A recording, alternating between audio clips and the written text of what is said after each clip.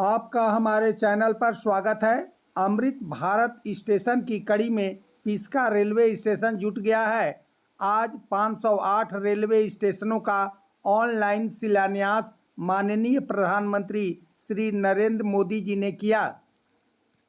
हमारे इस वीडियो को लाइक एवं सब्सक्राइब करें ताकि आने वाला वीडियो का नोटिफिकेशन आपको मिलता रहे। वीडियो के अंत तक बने रहें।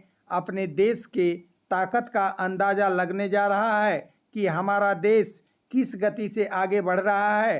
अगर ऐसा ही चलता रहा तो निश्चित ही भारत पूरे विश्व में नंबर 1 पर आ जाएगा। जय जवान, जय किसान, जय विज्ञान। इसी क्रम में आज पूरे भारतवर्ष में 508 रेलवे स्टेशनों के पुनर्विकास की आधारशिला रखी जा रही है। इस कार्यक्रम को प्रारंभ करने के लिए मैं सर्वप्रथम माननीय रेल, संचार, इलेक्ट्रॉनिक्स एवं सूचना प्रौद्योगिकी मंत्री श्री अश्विनी वैष्णव जी से स्वागत संबोधन के लिए अनुरोध करती हूँ। पुरस्कार से सम्मानित महानुभाव, अध्यापक, छात्र, स्पोर्ट्स पर्सन और समाज के विभिन्न क्षेत्रों से जुड़े प्रबुद्ध नागरिक और मीडिया के सभी साथी, आप सबका इस ऐतिहासिक समारोह में हार्दिक स्वागत करता हूँ। माननीय प्रधानमंत्री जी का रेलवे से एक भावनात्मक जुड़ाव रहा। उन्होंने रेलवे को यातायात के साधन से बढ़कर जन सामान्य के जीवन में बदलाव लाने का आधार माना है। रेलवे को आर्थिक विकास का माध्यम माना है। पिछले 9 वर्षों में भारतीय रेलवे में हुए अभूतपूर्व ट्रांसफॉर्मेशन प्रधानमंत्री जी की रेल विकास से राष्ट्र विकास की सोच का साक्षी है। इस वर्ष देश के हर राज्य को प्रधानमंत्री जी ने रिकॉर्ड रेल बजट का आवंटन किया है। पिछले 9 वर्षों में रेलवे को आवंटित राशि करीब 9 गुना बढ़कर इस साल 2,40,000 करोड़ रुपए की गई। प्रधानमंत्री जी का एक स्पष्ट फोकस रहा है सेफ्टी, उत्तम पैसेंजर एक्सपीरियंस और नई टेक्नोलॉजी का उपयोग। चाहे जम्मू कश्मीर में आज विश्व का सबसे ऊंचा रेलवे आर्च ब्रिज बन रहा हो, कोलकाता में हुगली नदी के नीचे मेट्रो बनने का काम हो, देश में चल रही 50 वंदे भारत सर्विसेज का काम हो, या फिर तेजी से बन रहे मुंबई से अहमदाबाद बुलेट ट्रेन प्रोजेक्ट का काम हो, प्रधानमंत्री जी के नेतृत्व में इन सब प्रोजेक्ट्स की देश भर में चर्चा है। इसी कड़ी में अमृत भारत स्टेशन की परिकल्पना भी 140 करोड़ देशवासियों की आकांक्षा और अपेक्षाओं को पूरा करने के संकल्प से बंधी है। माननीय प्रधानमंत्री जी का स्पष्ट मार्गदर्शन था कि स्टेशन का डिजाइन ऐसा बने जो अगले 50 वर्षों की जरूरतों के लिए उपयुक्त हो। ऐसे वर्ल्ड क्लास डिजाइन पे काम करके आज 508 स्टेशन का फाउंडेशन स्टोन माननीय प्रधानमंत्री जी लेकर आएंगे। इसीलिए आज हर स्टेशन का पुनर्विकास इस तरह से हो रहा है कि शहर के दोनों भागों को जोड़े, स्टेशन सिटी सेंटर के रूप में उभरे, मल्टी मॉडल ट्रांसपोर्ट सुविधाएं हो, city bus, metro, car, bike, पैदल यात्री सभी आसानी से आ जा सके, नई अर्बन स्पेसेस बने जो नागरिकों को नई सुविधाएं दे सके। हर स्टेशन पर रूफ प्लाजा हो जहां पर वोकल फॉर लोकल और वन स्टेशन वन प्रोडक्ट के माध्यम से स्थानीय क्राफ्ट्समैन को नए अवसर मिले। ये हमारे लिए सौभाग्य की बात है कि माननीय प्रधानमंत्री जी आज पूरे देश में अपने मिशन पर आधारित 508 अमृत भारत स्टेशनों का शिलान्यास करेंगे। सबका साथ, सबका विकास, सबका विश्वास और सबका प्रयास के मूल मंत्र पर आधारित ये नए स्टेशन सभी नागरिकों को डिग्निटी ऑफ ट्रैवल प्रदान करेंगे। कुल 24,500 करोड़ रुपए की लागत से बन रहे इन स्टेशनों पर बच्चे, माताएं, वरिष्ठ नागरिक, दिव्यांगजन, इन सब की जरूरतों को ध्यान में रखकर सुविधाएं दी जाएंगी। इतना ही नहीं, स्टेशन भवनों का डिजाइन स्थानीय संस्कृति और विरासत से प्रेरित होगा। माननीय प्रधानमंत्री जी का सदैव मार्गदर्शन रहता है कि विरासत भी विकास की। आज भारत में वर्ल्ड क्लास इंफ्रास्ट्रक्चर का निर्माण हो रहा है। देश के कोने कोने तक कनेक्टिविटी को बढ़ाने के लिए रोडवेज, रेलवेज, एयरवेज, हाईवेज और वाटरवेज का विस्तृत नेटवर्क बन रहा है। भारत को विकसित देश बनाने के सपने की एक मजबूत नींव है। इस बड़े बदलाव के पीछे प्रधानमंत्री जी की दूरगामी सोच है। माननीय प्रधानमंत्री जी, इस अमृत काल में भारत को विकसित राष्ट्र बनाने के आपके प्रण को साकार करने के लिए हम सभी कृत संकल्प 21वीं सदी के भारत की विकास यात्रा को आगे बढ़ाने के लिए हम सभी तैयार। एक बार फिर से प्रधानमंत्री जी, आपको और सभी उपस्थित महानुभावों का मैं अभिनंदन करता हूं और हार्दिक आभार करता हूं। जय हिंद, धन्यवाद। धन्यवाद माननीय मंत्री जी। आज के इस कार्यक्रम के माध्यम से देश में रेलवे इंफ्रास्ट्रक्चर के एक नए युग का आरंभ होने जा रहा है। 508 रेलवे स्टेशनों को विश्व स्तरीय बनाने के क्रम में जिन सुविधाओं का सृजन किया जा रहा है, आइए नजर डालते हैं इसकी झलक दिखाती एक लघु फिल्म पर। मैं भारत का रेलवे स्टेशन, गरीब, मिडिल क्लास, साधारण लोग मेरे मेहमान होते हैं।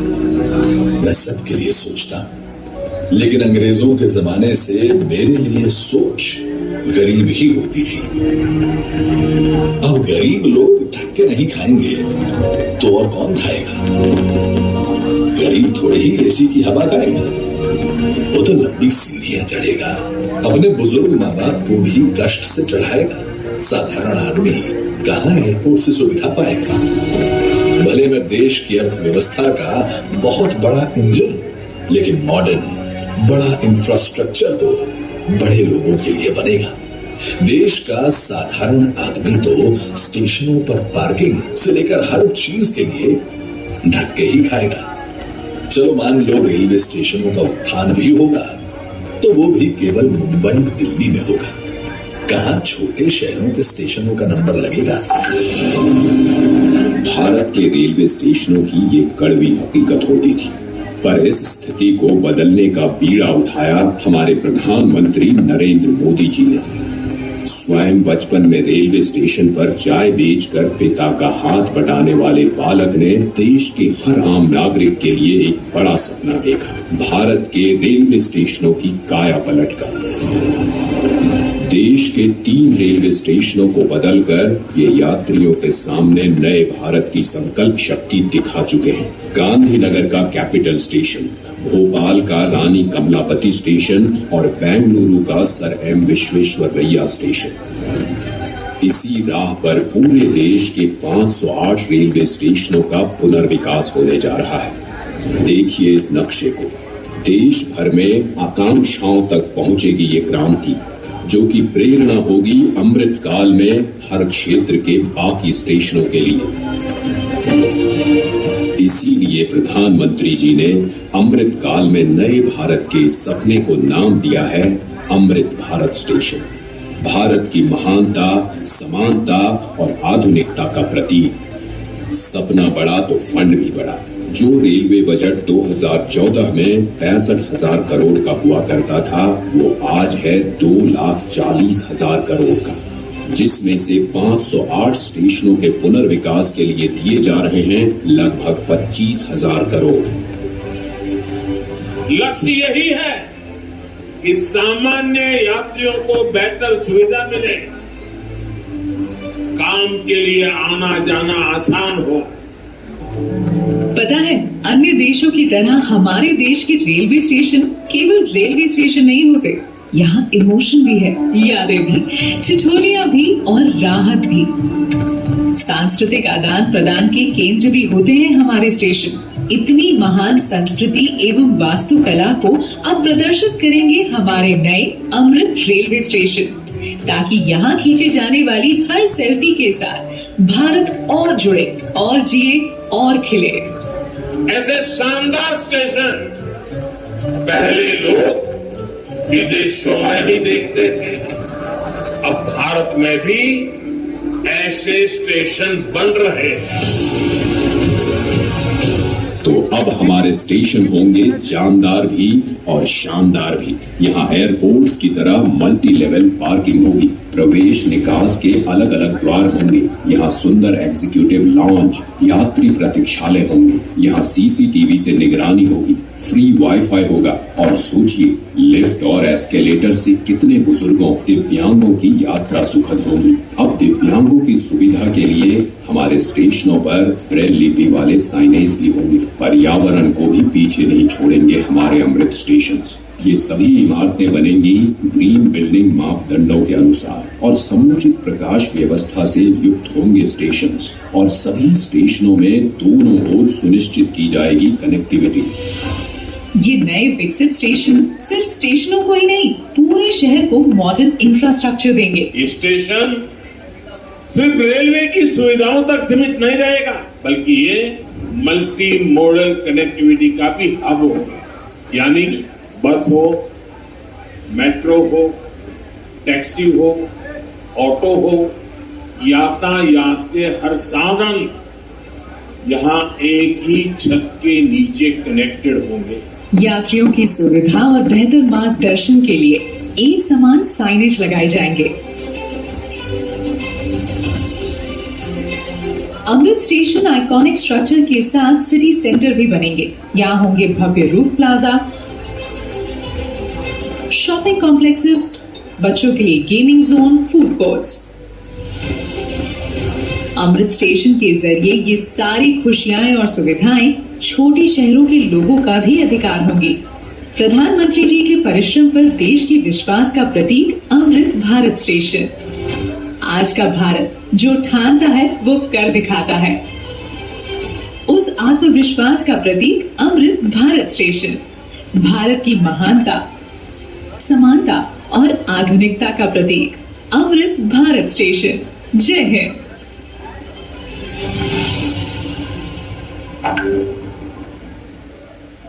अब मैं आदरणीय प्रधानमंत्री जी से आग्रह करती हूँ कि वे रिमोट का बटन दबाकर 508 अमृत भारत स्टेशनों के पुनर्विकास का शिलान्यास करें।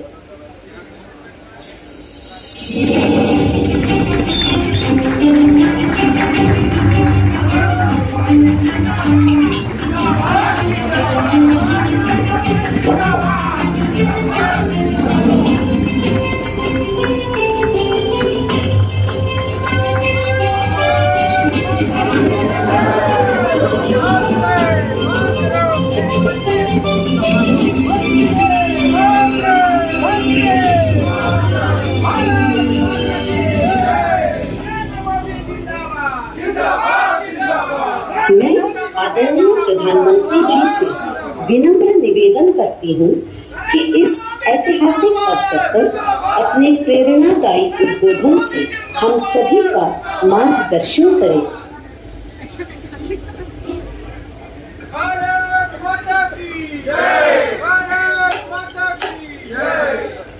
नमस्कार। देश के रेल मंत्री श्री अश्विनी वैष्णव जी कार्यक्रम में देश के कोने कोने से जुड़े केंद्रीय मंत्रिमंडल के अन्य सदस्य,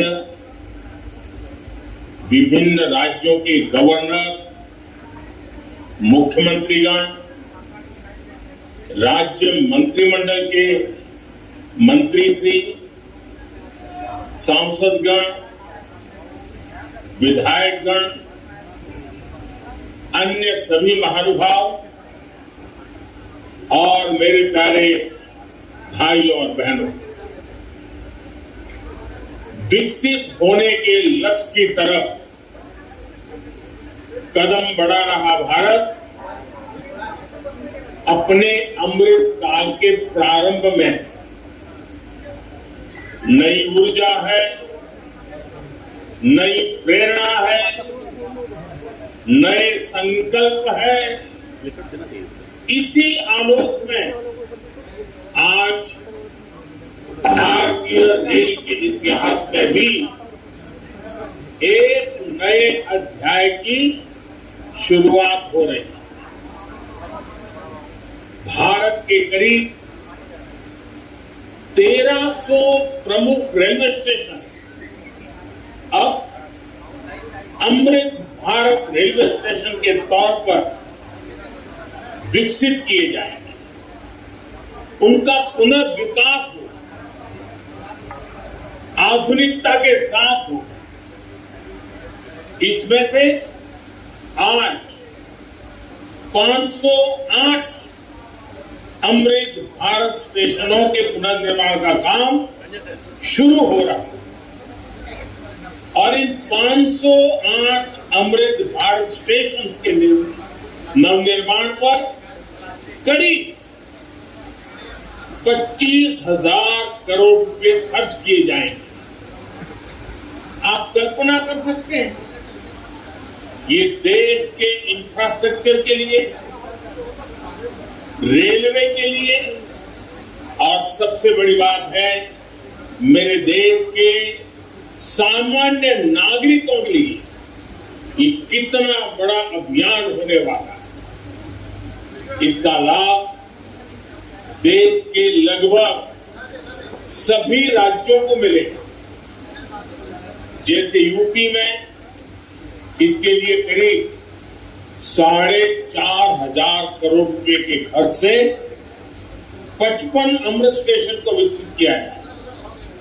राजस्थान के भी 55 railway station Amrit Bharat station बनेंगे।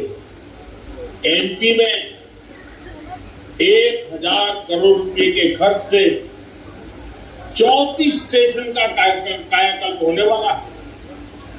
महाराष्ट्र में 44 स्टेशन के विकास के लिए 1,500 करोड़ रुपए से ज्यादा खर्च होंगे। तमिलनाडु, कर्नाटका और केरला के भी प्रमुख स्टेशन को अमृत भारत स्टेशन के रूप में विकसित किया जा रहा है।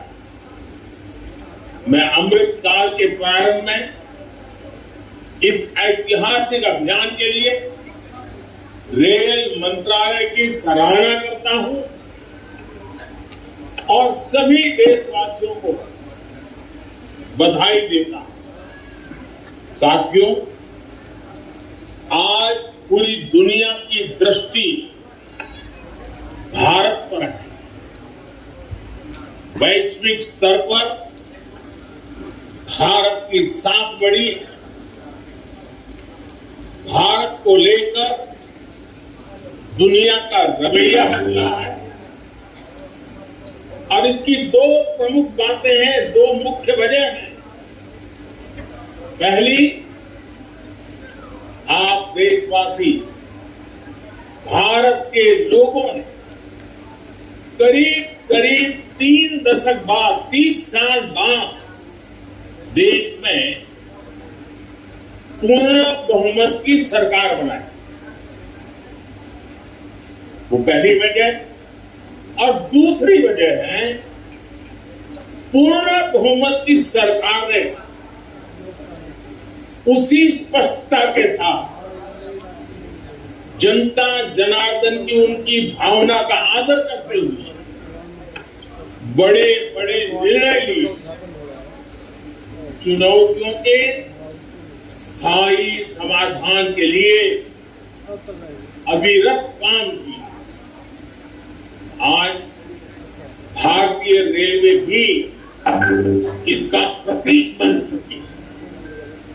बीते वर्षों में रेलवे में ही जितना काम हुआ है, उसके आंकड़े, उसकी जानकारी हर किसी को पसंद भी करती है, हैरान भी कर देती है। जैसे दुनिया में south Africa, Ukraine, Poland, UK और स्वीडन जैसे देशों में जितना रेल नेटवर्क है, उससे ज्यादा रेल ट्रैक हमारे देश में इन 9 वर्षों में बिछाए गए हैं। अब कल्पना करिए स्केल।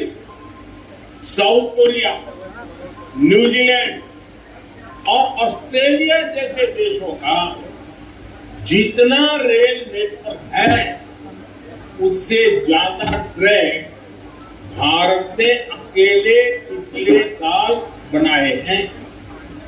एक साल में भारत में आज आधुनिक ट्रेनों की संख्या भी तेजी से बढ़ रही है।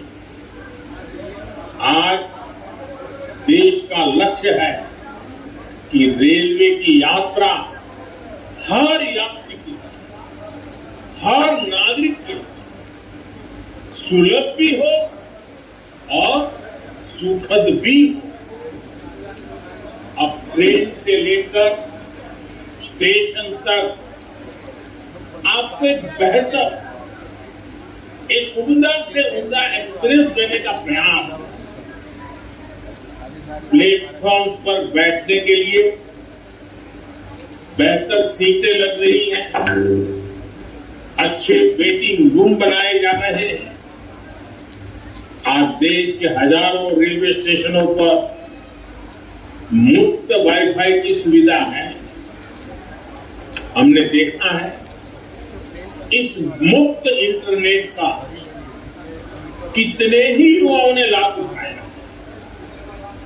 पढ़ाई करके वो अब बहुत कुछ अपने जीवन में सिद्धियां प्राप्त कर चुके हैं। साथियों, ये इतनी बड़ी सिद्धियां हैं,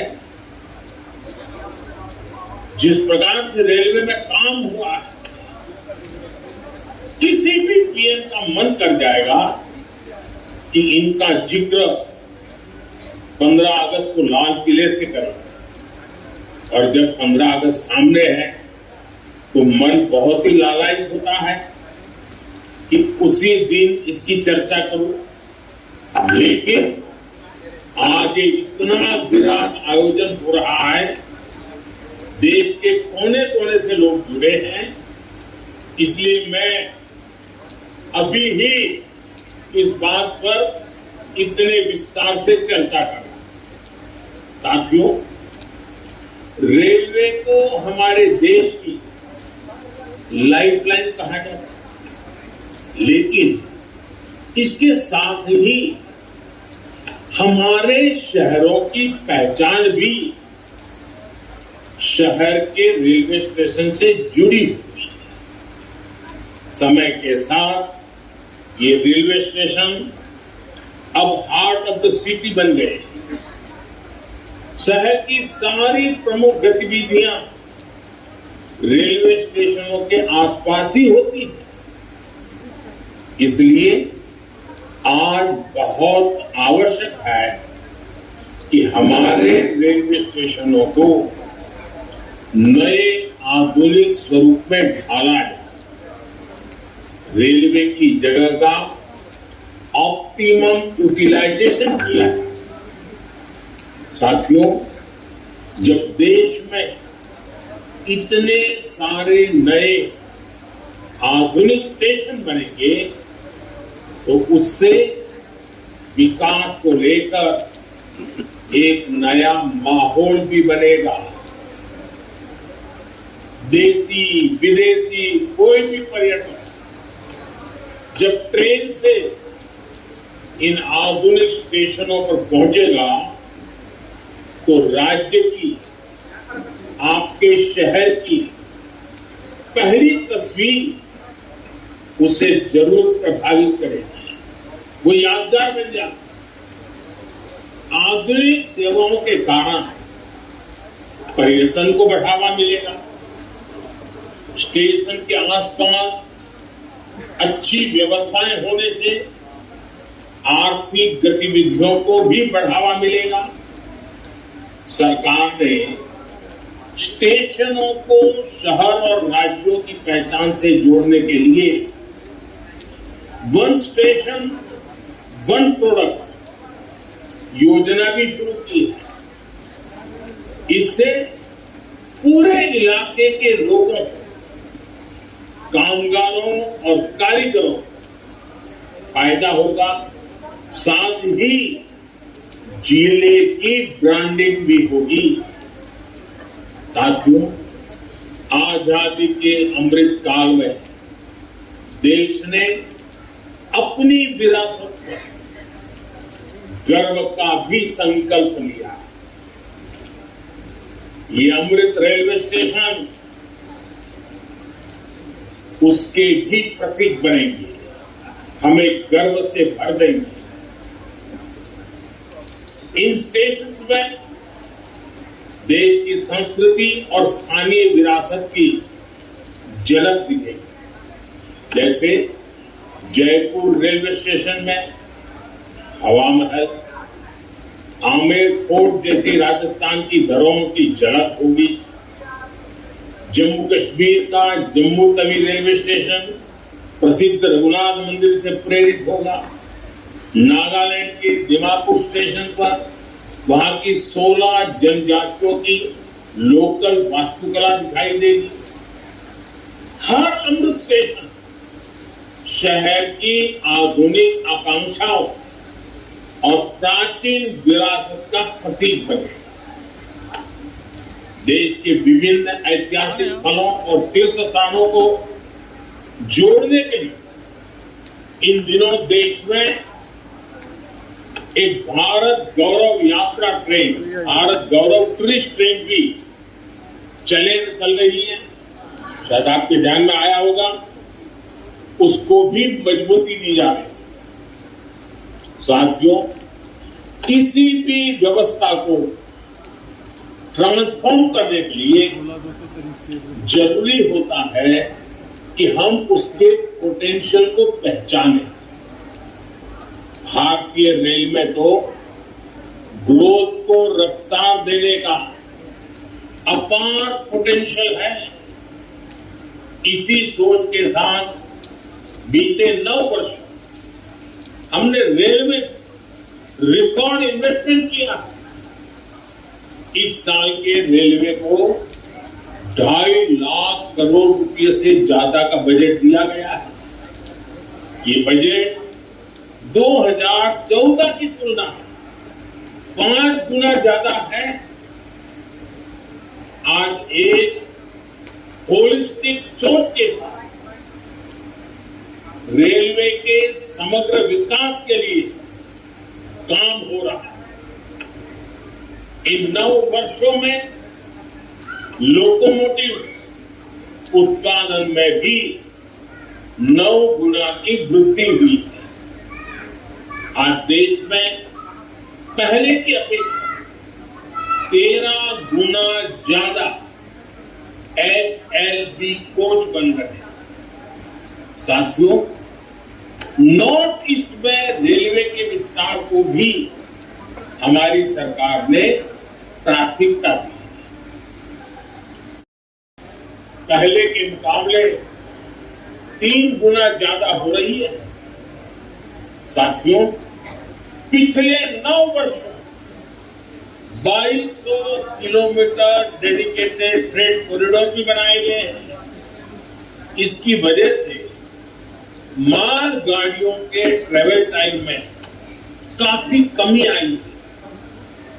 दिल्ली NCR से वेस्टर्न कोस्ट तक, चाहे गुजरात के समुद्री तट हो या महाराष्ट्र का समुद्री तट हो, पहले जो सामान ट्रेन से पहुंचाने में एवरेज औसतन 72 घंटे लगते थे, आज वही सामान, वही गुड़ 24 घंटे में पहुंच जाता।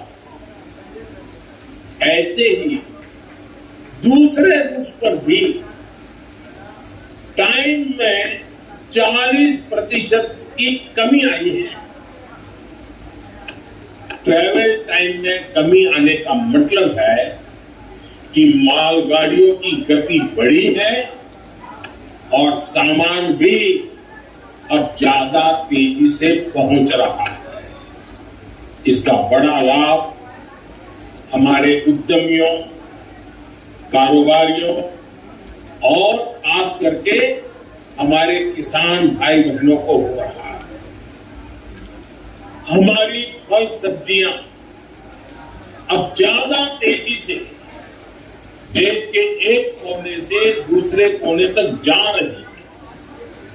जब देश में इस तरह का ट्रांसपोर्टेशन तेज होगा तो उतनी ही तेजी से भारत के जो उत्पाद है, हमारे छोटे मोटे कारीगर, हमारे लघु उद्योग जो कुछ भी उत्पादन करते हैं, वो सामान विश्व बाजार में भी तेजी से पहुंचेगा। साथियों, आप सभी ने देखा कि पहले रेलवे ओवरब्रिज का कम होने के कारण कितनी दिक्कतें आती थी। 2014 से पहले देश में 6000 से भी कम रेलवे ओवरब्रिज और अंडरब्रिज थे। आज ओवरब्रिज और अंडरब्रिज की ये संख्या 10,000 से ज्यादा हो गई है। देश में बड़ी लाइन पर मानव रहित क्रॉसिंग की संख्या भी शून्य हो चुकी है। रेलवे और रेलवे प्लेटफॉर्म पर यात्री सुविधाओं के निर्माण में आज बुजुर्गों की, दिव्यांग जनों की जरूरतों का विशेष करीब 1.5 लाख से ज्यादा युवाओं को अकेले रेलवे में पक्की नौकरी मिली है। इसी तरह इंफ्रास्ट्रक्चर पर लाखों करोड़ के निवेश से लाखों युवाओं को रोजगार मिल रहा है। इस समय केंद्र सरकार 10 लाख युवाओं को नौकरी देने का अभियान भी चला रही है। रोजगार मेलों में लगातार युवाओं को नियुक्ति पत्र मिल रहे हैं। ये बदलते भारत की वो तस्वीर है जिसमें विकास युवाओं को नए अवसर दे रहा है और युवा विकास को नए पंख लगा रहे हैं।